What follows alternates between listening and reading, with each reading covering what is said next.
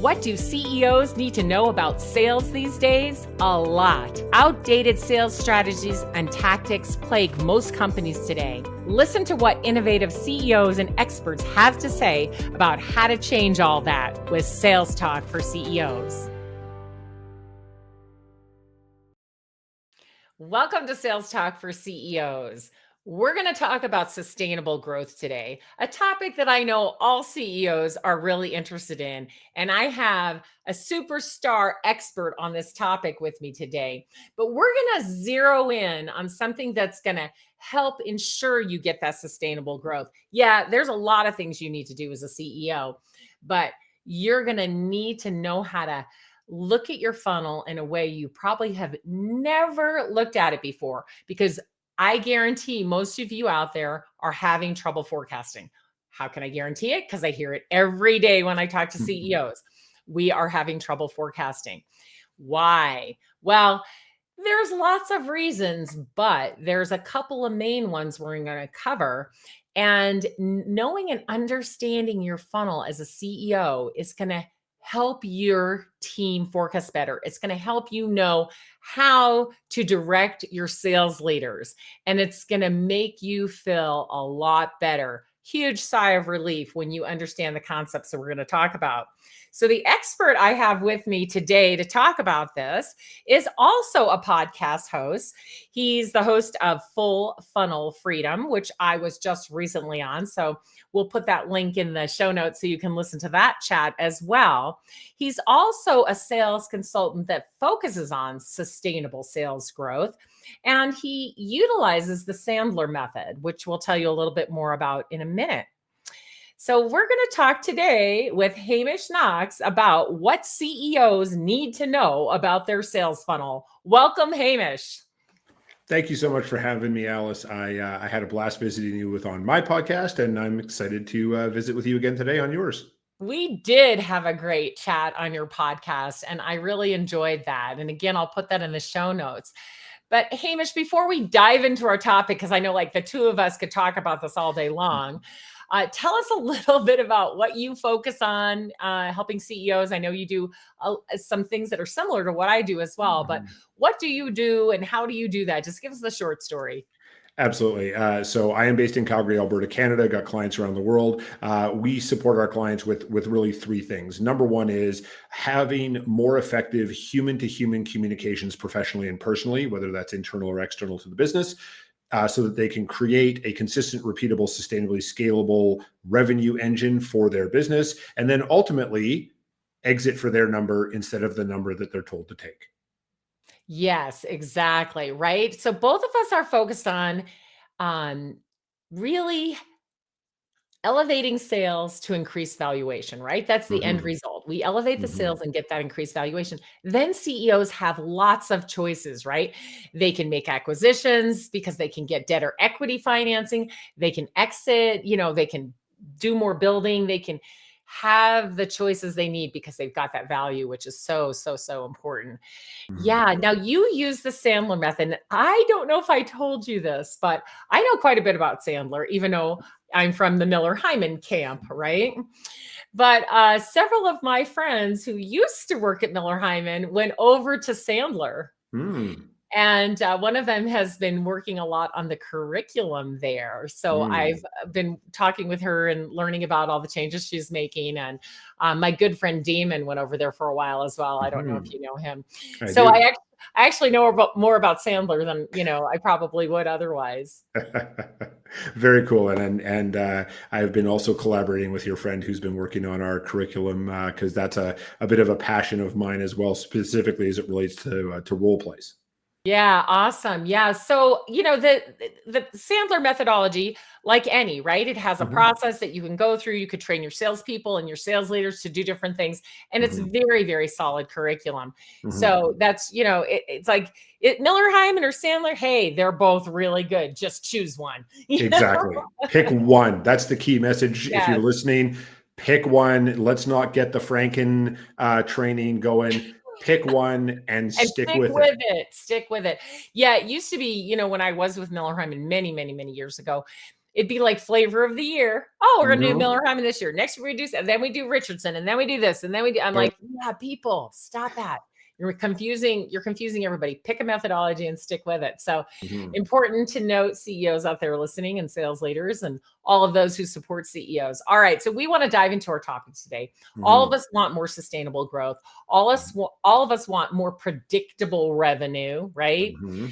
And all of us really want to understand what are the leading indicators that tell us when we're not going to hit our revenue numbers, or they tell us in time to let us make the changes to get Mhm. to our revenue numbers. So, we're going to talk about the funnel. Now, Hamish and I call it a funnel. Many of you call it a pipeline. I'm going to tell you why I don't like pipeline. Pipeline is this: blip, blip, blip, blip. Yes, it's a steady flow, but I don't like it. I like funnel Mhm. because we put a whole lot in the top based on our TAM and based on our ideal customer profile, and we then go get through those and work with people to find the fit and keep moving them down the funnel. The other reason I like it, Hamish, and I know you like it for the same reason, is because a glance at the funnel can tell you what's gone wrong, what's happening, whether the funnel is healthy or not. So, Hamish, let's start at the top. What are some of the things that CEOs need to know about their funnel in order to Mhm. keep a finger on the pulse of the health of the opportunities and that revenue and the flow? So you already said the first thing I was going to mention, Alice, which is ideal client profile. If we don't have an ideal client profile that everybody agrees on, and I just did this exercise with a group of CEOs where I said, put your hand up if you have an ICP, and they all put their hands up. And I said, great, keep your hand up if I could go to literally every member of your sales team and they would give me the exact same thing. And all the hands went down, except for a couple of my clients in the room. And so that's the number one thing is we have to have an ideal client profile. Anybody and everybody is not an ICP. And Right. I think So we all know that. So this is that's number one. people get confused, right? Because they talk about the total addressable market. Your total Mhm. addressable market is full of your ICP, ideal customer profile. It's not everybody, right? And I've Exactly. been saying this a lot lately, but I've been saying it for years. The riches is in the niches. Your niche is your ICP. Mhm. Stick with it. So, this is what I see. We're trying to increase sales and we're putting less than ideal prospects into our Mhm. funnel, Mhm. right? And of Absolutely. course, they don't move quickly, they don't close. And if they do Mhm. close, they're usually a disaster. So, the top of the funnel has to be full of our ideal customer profile. And Mhm. as Hamish just said, all the salespeople need to know what that is and not deviate. But when salespeople get nervous, frustrated, super hungry, and don't get fed with enough of the ideal customer profile leads, Mhm. things go crazy.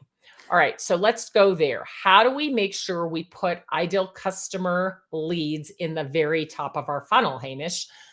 So we have the ICP identified, and then we have our sales leader do a Monday check-in. So I've written a book on accountability. It has a 5-minute check-in on Monday and a 15-minute checkout on Friday. And the 5-minute checkout on Monday has 3 questions. Question one is how much of what proactive, keyword is proactive, prospecting activity are you going to do this week? And by the way, CEOs, if you've got an account management function in your group, in your organization, they can still prospect unless the Right. client is buying everything, they can still prospect. So, how much of what are you going to do this week? Proactive. Number two is how many discovery calls or first appointments ever are you having this week? And again, an account management function, it's the first time you're talking about a new product or service. And the last question is what opportunities are you moving down or out of your funnel, either because the seller disqualified it or the buyer said no, or they came across the finish line and they became a client. And with those 3 questions, our sales leader can get a very quick snapshot of, is this seller going to be on pace this week, which ties into this month, which ties into the quarter, which ties into the year. Right. Now, if they have a list of prospects that don't fit the ideal customer profile, Mhm. nothing's going to happen. I mean, it's going to be a fight, right? We're going to talk to them and it's going to sound like it's good, but then maybe it's not that good. And then it moves, it doesn't move, it's stuck, right? So, this is a way that by asking these questions, if the seller's telling the leader, this is stuck, this isn't moving, can't get a hold of this, all these things, ding, ding, ding, maybe they're not your ideal customer. And then we want to switch that salesperson's activity. So, as a CEO, you want to ask, is the top of your funnel full with ideal customer prospects? Now, if it's Mhm. not, we need to go back to marketing, right? And understand what they're doing for demand creation, right? Because Mhm. they should be attracting our ideal customers. Now, on the side that you just mentioned about account management, there's so much business in your existing accounts Mhm. that you may not recognize. So those account managers need to be letting the leaders know, hey, this is what I believe that, is going on in each of these customers. And here's where I think the business is, right? We can do a white space Mhm. analysis, we call it, where they look, what are the customers buying? What are they not buying? What do they need? Where's the overlap? And what can I sell them? All right. Mhm. So Hamish, we're looking at all of this as the CEO and we're saying, gosh, there's just not enough of our ideal customer profile in the very top of the funnel. Mhm. What do we do? So I would be asking our sales leader, presuming we have one. If we have a sales leader, I'd be asking them, how are you coaching your sellers to go to market? How are you coaching your sellers? Because yes, marketing is great, right? Marketing is going to give us, theoretically some leads. Unfortunately, a lot of sellers are still in a demand fulfillment mindset instead of a demand creation mindset. Right. So, demand fulfillment is the phone rings. Hey, I hear you exist. Send me a quote. And the seller goes, got one, 90% in my funnel until I decide to just magically disappear it 3 to 6 months later after it goes nowhere. Whereas demand creation is actually going out and genuinely qualifying, genuinely trying to sort out through all of the wheat that we get through to find those kernels of ICPs that are going to be a good fit in the funnel. And what it may be is the sellers are not doing the right activities, right? They're in their comfort zone. They're still going to the same networking events that used to work, or they're still sending out the same emails that used to work, and they haven't adjusted. So as a CEO, I'd ask my sales leader, how are you coaching your sellers to stand out based on how they sell, not what they sell? Right. And it's a new world, right, Hamish? I mean, Totally. what used to work even 3 years ago doesn't work anymore. So if Not at they're all. doing the same old, and here's the problem, CEOs, sometimes you're the culprit here because you want them to go do what you did when you were selling. Mm-hmm. And you think that that still works, but it doesn't. So let's talk about some of the things that salespeople can do. Now, look, marketing should be doing their job, but we're not here to talk about marketing today. Nope. Marketing should definitely create demand. They should definitely be flowing in as many leads as they Mm-hmm. can. Get your marketing department to do that. But we're talking about what can the sellers do for demand creation. So let's go through a couple of the things. And I think some really big missed opportunities here, right? So events. Let's talk about Mm-hmm. events, Hamish. Trade Mm-hmm. shows, networking events. Now, okay, maybe you have sellers who don't go out. They sit in an Mm-hmm. office and use the phone and they don't go out. There are online events they can attend. So there is Totally. no excuse. So let's go through trade shows first. So, Yeah. Hamish, what can the sellers be doing to get really good leads? Not just people who we scanned or a list of people who attended, but the ideal customers. How can we pick those out at the trade shows? They need to remember 5 30 90. Five Okay. 30 90. So someone stops at your booth. You have 5 seconds to find out why they stopped, not pitch them. 5 seconds to find out, hey, you got a lot of booths, you're looking around. And by the way, some people are just looking for free stuff. Like we've all been to trade shows, we know that. So 5 seconds, find out why did they stop. 30 seconds to understand a bit more about that. Oh, we're really having trouble with delivery times with our current supplier. Oh, tell me more about that. Help me understand. Give me an example. Then you have 90 seconds to get a call in the calendar because too many sellers think that a trade show is a sales event, it's a Right. prospecting activity. And so when we say, hey, Alice, thanks very much for stopping by. I appreciate you telling me about the challenges you have with delivery. And then I even teach my clients to kind of look around a little bit and go, Alice, I'm sure you got other places you want to be or, other people you're looking to talk to. how about we get like 15 minutes in our calendars in the next couple of weeks to have a bit longer of a conversation, and at that point figure out if we even want to continue talking past that point. Yes, exactly. And I want to say this to all of you who work a trade show, right? So CEOs, if you got people working a trade show, you may be working the trade show too. Do not sell at the trade show unless you have an appointment and a quiet space.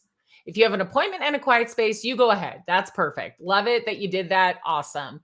If they're standing at your booth, the selling is intriguing. Your job at the booth is to get them interested enough to schedule a call with you after the show. So if you're doing anything else, you're missing the boat. And it's too noisy, too distracting to sit there and try to sell during a booth visit. So your job is to intrigue them. Oh, really? Well, have you thought about, why don't we get on the call and talk about that after the show? Like, okay, when are you going to be home? Great, you're traveling, blah, blah, blah. Let's get it on the calendar. So your goal is to book appointments for after the show. Now, if they get away from you too fast, your goal is to email them and book that appointment. But again, intriguing them. We talked about X and you said this, and I might have a Y for you, but I don't know yet. So let's get on the phone, right? So change your behavior at your trade shows. Change it. All right. So trade shows is a good way to do it, but you can't just, it's not everybody, right? And I love now say it again. It was 5:30, 90. Yeah. 5:30, 90. So like 120 seconds, which doesn't sound like a lot. It's 2 minutes. You've had a conversation and figured out, is this person worth pursuing? Because our sellers' only valuables are their information and their time, and our buyers have been trained to get their information for free. We call that free consulting, and to waste their time jumping through hoops that really don't exist. And so if our sellers can follow a structure to really quickly, again, sort out those ideal clients from the ones that, oh, maybe they need a little bit of nurturing. Fine. Doesn't mean they're bad people. It just means not right now. That's okay. Versus the ones who are just looking to enter to win the whatever thing you're giving away at the booth. Yeah. So yeah, exactly. Like, oh, you just wanted the thing. Here you go. Have a great day. But sometimes I'll even ask, well, what are you looking for? Maybe I can direct them. Right. So, but if all the people who stop by your booth, only a few are your ideal customer, right? And of those ideal customers, only a few are ready to buy right now. So we do want to have another conversation with them and determine, is it now? Is it later? How much nurturing do we have to do? Okay. So now let's talk about other events that salespeople go to. They're networking either online or in, live in person, right? What can they do there to find their ideal customers? So the first thing that I would recommend is actually before you even go to the event. And before you go to the event, write down the goal, 2 goals. How many conversations will you have with new people? Because there are sellers who just go and talk to their buddies, not the point of a networking event. How many conversations will you have, and how many of those 15-minute or those initial calls will you book? And I'll tell you, we had a seller, this is well pre-COVID, who self-admitted was like the wallflower, right? They go to the networking event, they hang out on the wall, they, smile at people, and then they go home, right? And by the way, I used to be very much like that. I am an introvert. And using that what I just shared with the audience, they went from they were named the best networker in their Toastmasters group 12 months later. Nice. And they had massively scaled their funnel by and by the way, the other thing I told them is, once you hit your goals, you can go home. You don't have to stay there for the whole time because it's frying your brain. And they're like, oh, really? I said, yeah, you don't have to stay there the whole time. Hit your goals and leave. If you do it in the first 30 minutes, hallelujah, you just get the rest of your evening back. Right. The next thing that they can do is have a really powerful mic drop statement, right? So when someone says at a networking event, what do? It's not a time for an elevator pitch, because it's like, oh, you went to sales training. Okay, good. You're trying your elevator pitch out of me. Yay. We had a client, they were in the automation industry, and I'll explain what that is in just a second. When someone said, and so what we teach for a mic drop is we blank, fill in the blank, right? So when someone says, hey, Alice, what do? You say, well, I blank or we blank. And so my client's example was, we stop stuff from blowing up. And of Beautiful. course, in an introduction, what you want that person to say is, what do you do now? Right. How Or do you how do do you do that? that? Right? Like, tell me more, right? Well, what they did is they made switches for oil and gas pipelines, and they were actually upgrading them because all the previous ones had been built in the 70s and they were failing. And if they failed, the pipeline blew up. So lots of great conversations that way. So that's what I would really key in on. And then the other thing is, and Alice, I know you teach this to your clients as well, and your team does, is make it about the other person. Please make it about the other person, sellers and CEOs. If you go to an event and you see your seller essentially walking over to someone and saying, I'm going to talk about myself for 3 minutes and then ask you out on a date, gently pull them aside and course correct. Because at a networking event, we have stranger danger. And the way that we lower the stranger danger is by asking questions of the people we're talking Instead to, of not right. telling how awesome we are. Exactly. So CEOs, if your top of your funnel is not very full, trade shows, networking events, and one of the key things for any event, doesn't matter whether it's online, in person, do the research ahead of time, know who's going to be there, contact as many of them as you can ahead of time. So I can't wait to see you at the event. Maybe you link in with them, maybe you send them an email, whatever, but warm it all up so you have a better chance of hitting your goals of talking to the amount of people, because people are waiting to see you and meet you there. And of course, make it all about them.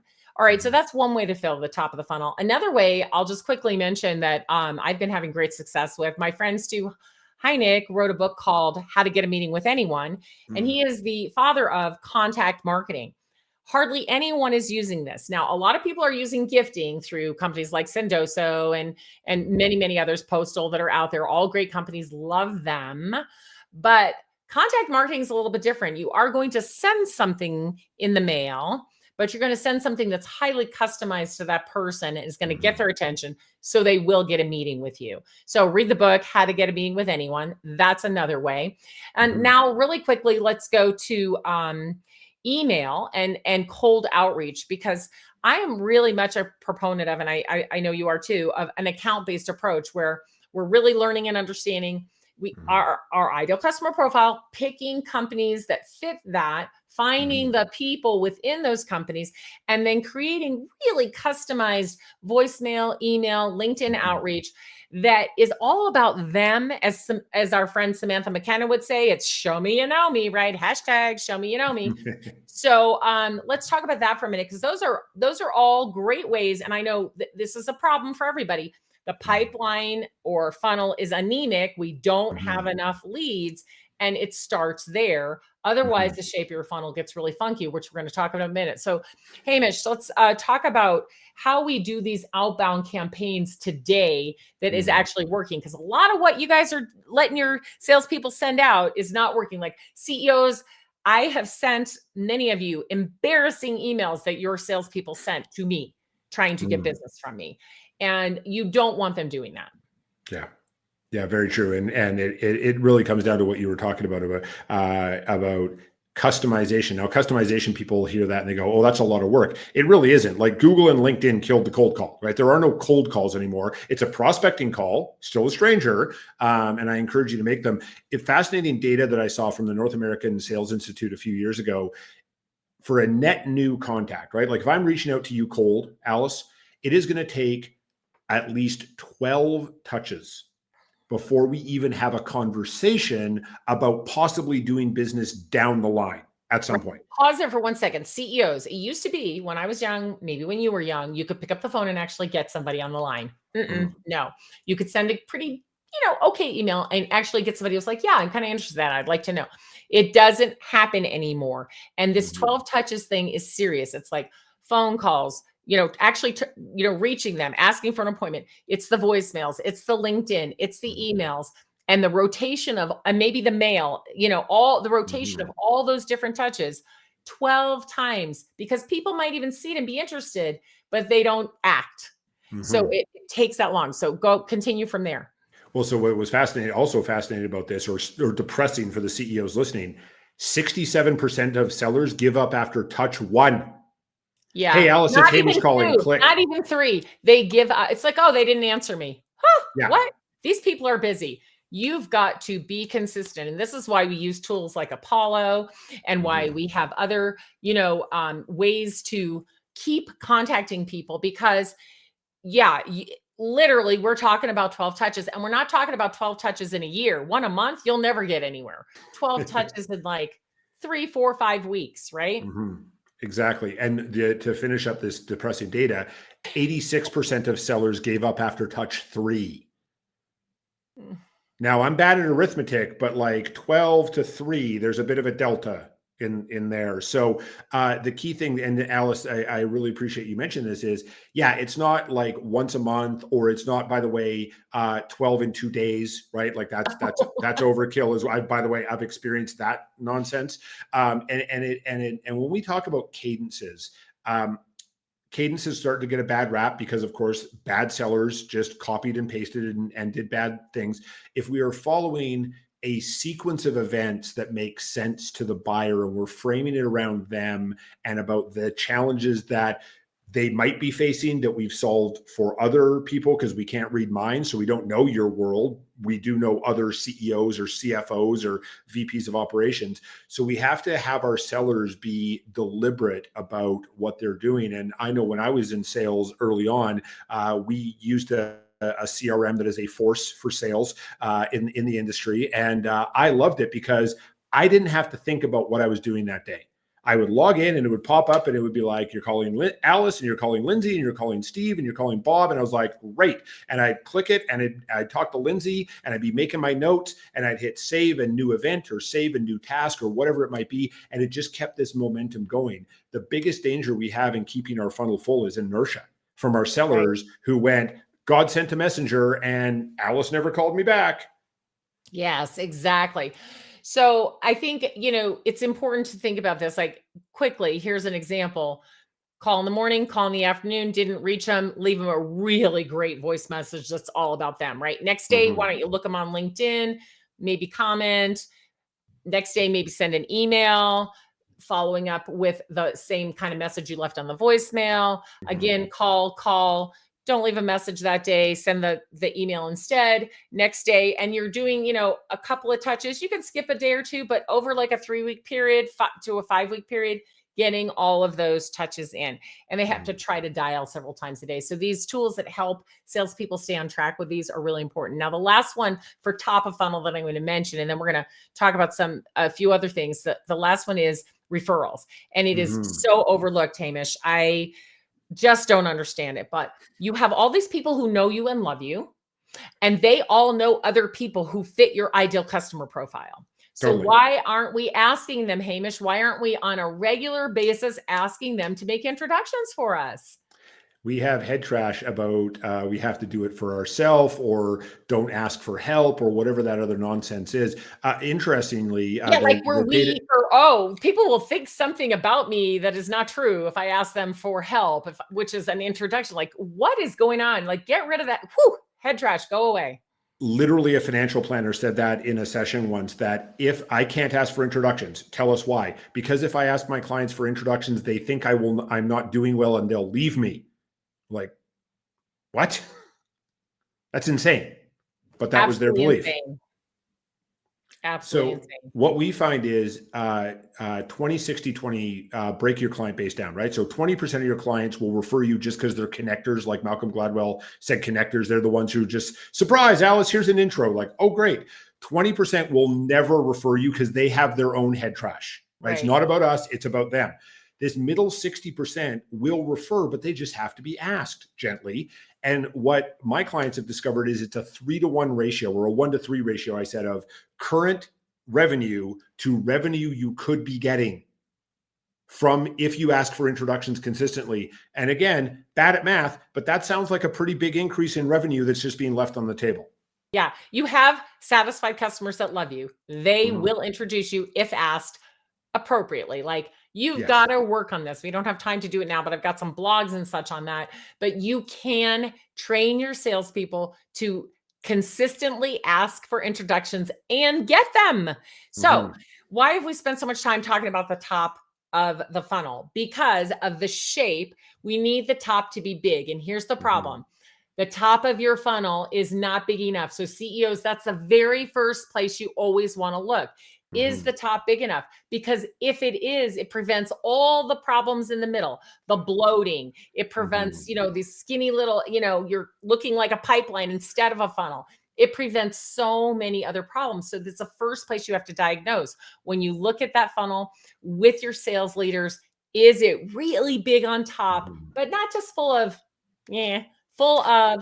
ideal customers who can buy from us today or tomorrow or in a couple weeks or a couple months or maybe years, but it's full of those people that we're going to continue to nurture and try to turn them into opportunities. All right, so we get to that next part. So those are all kind of floating around up here, right? Now we want to turn some of those into opportunities. And if there's enough, then enough opportunities will start opening up. So that's a very top part of our funnel, Hamish. So let's talk there. So how do we get more opportunities to be opened from those leads and qualified so we can continue moving them with good velocity through the funnel?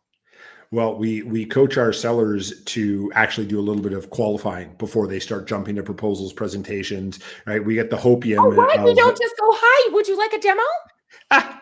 Well, I mean, they do, and that's why we're talking today, Alice. So don't do that. Yeah, don't do that. We're going straight to demo. CEOs, get the sales leaders to make it stop. Exactly. Yeah. So it's qualified, right? It's professional sellers get paid on the information gathered, not the information given. Yes, we have to do demos at some point. And yes, we can't just be like, well, we have this magic box behind the scenes that you'll get to see once you sign an agreement. That's not okay. That doesn't create buyer safety. However, our sellers have to say things like, okay, well, Alice, thanks for calling. Kind of curious why you called today. When are you hoping to get a solution in? And so we have these actual real events going on as opposed to these stories that our sellers have made up. The other thing that wait, Hamish, you mean I need to understand what you actually need before I demo it to you? It's a wild thought, a wild hypothesis. Seems to work every now and then. Yeah. So, right, we have to have a conversation and ask these questions to understand, like, what's the big picture here? Why do you need a solution now? What have you tried in the past? How is, the current thing working? We're trying to look for a fit before we demo. Amen. Amen. Yes, absolutely. Because again, our only valuables are information, time, and especially if you're pulling in like a pre-sales engineer or a solutions engineer or a customer service person or operations, like now your cost of sales is going up because you're starting to bring in these other resources who, yes, you pay them salary, but their salary is being spent on this hour or two that you're pitching to a bad fit prospect. The other thing that to get that velocity going is an acronym that we give to our clients called BAM FAM. BAMFAM, book a meeting from a meeting. Yes. Absolutely, right? Don't get off the phone. You've just had a great conversation, uncovering if there's a fit. You want to move it forward and not lengthen your own sales cycle. Book the meeting. Yes, absolutely. And don't unintentionally lengthen your sales cycle by offering demos or trials or things like that unless they're asked for. They might be asked for, great. And we always recommend that they be paid CEOs. I can't grow a business on free. Don't know about you, but I can't grow on free. So get your sellers to get demos paid for. And ensure that they are doing the right things at the right time for the right reasons. Because if the buyer doesn't want a demo, the buyer's ready to go and the seller says, well, how about you get 30 days for free? I'll take that. I'll take that all day long. And now my seller has just lengthened my sales cycle and cost me money because it costs me money to set up that demo.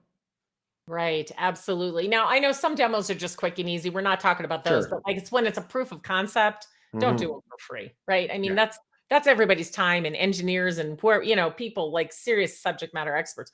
All right. So we've got these opportunities open and we want them to keep moving. So we've got that funnel that, and then here we go and it's filling up, but it's going to get narrower and narrower because we are trying to weed out the people who are not good fit, right?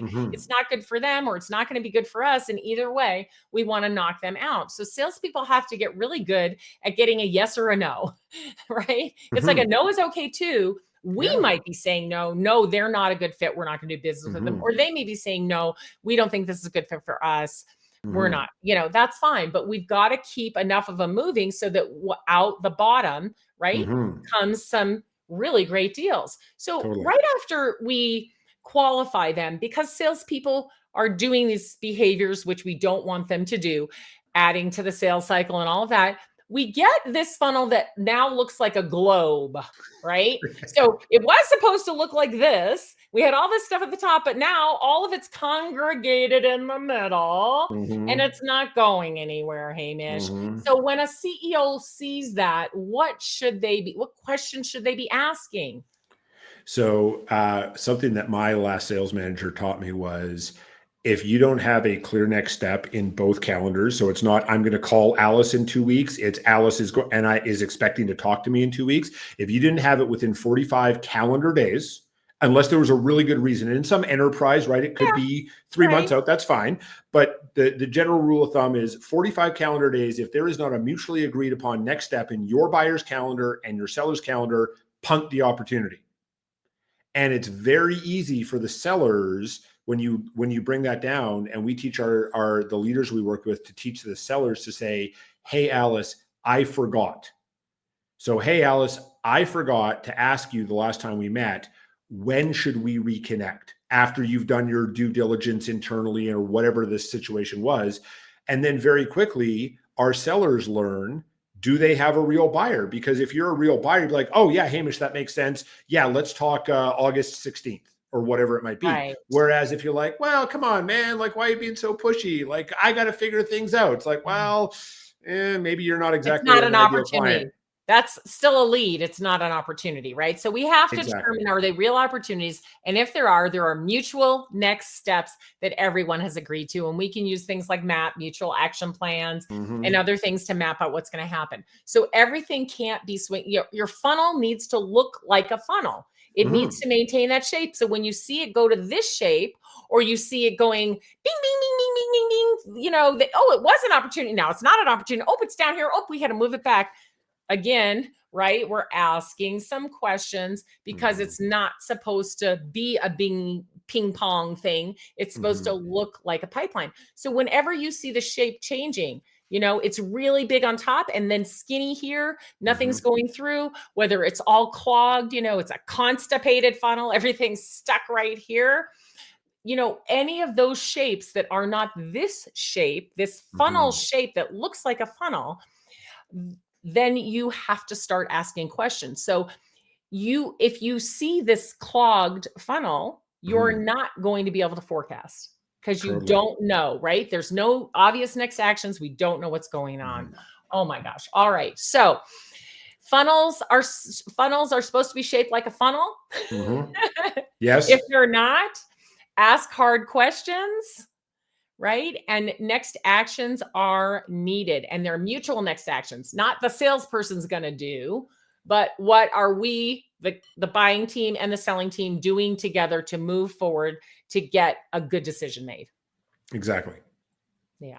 All right. Oh my gosh. I could talk to you about this all day, but I just looked at the time and I don't want you to be late for your next thing. Do you have like 2 more minutes? I'll give you 2 more minutes, Alice. I'd love to hang out with you for a few more. Because I just want to ask you 3 questions, and we'll be quick. Okay. All right. So, what is a book that you believe every CEO should read? So I have 2 quick recommendations. The first one is The Success Cadence, which is essentially a book-length case study on how Splunk went from 65 million to 1.2 billion in 5 years by becoming a sales-focused organization instead of an operations-focused organization. And the other one, which is in my 4-book Hall of Fame, is Marshall Goldsmith's What Got You Here Might Not Get You There, which I read in my early 20s and has been a guiding light for me ever since. Love Marshall. That is a great suggestion. Okay, next question. What is a podcast you love because it makes you think differently? Might not be a business podcast, and that's okay. I'm a very big fan of Plain English with Derek Thompson, which really breaks down topics that are in the media, specifically in the United States, and really looks at like, okay, what's underneath this, or what's the other side of this, and not like left versus right or anything like that. But as this cliche goes, there's 3 sides to every story: yours, mine, and the truth. So ultimately, so as the saying goes, there's three sides to every story: yours, mine, and the truth. Next question. What does every CEO need to know to win in this marketplace? Don't listen to what people say, watch what they do. I am not interested in what people say that they're going to do. I'm interested in actually what they do and what the results they produce, because that's going to tell me what they really believe and what they really value. Awesome. All right. Well, we have got to let you go so you're not late for your next thing, but quickly tell us where people can find you.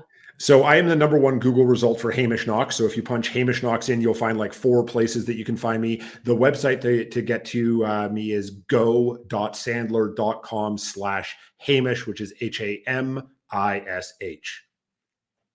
Wonderful. Well, we are going to put that in the show notes as well. Thank you so much for spending your time with me today. I really appreciate it. I had a blast, Alice. Thanks for having me.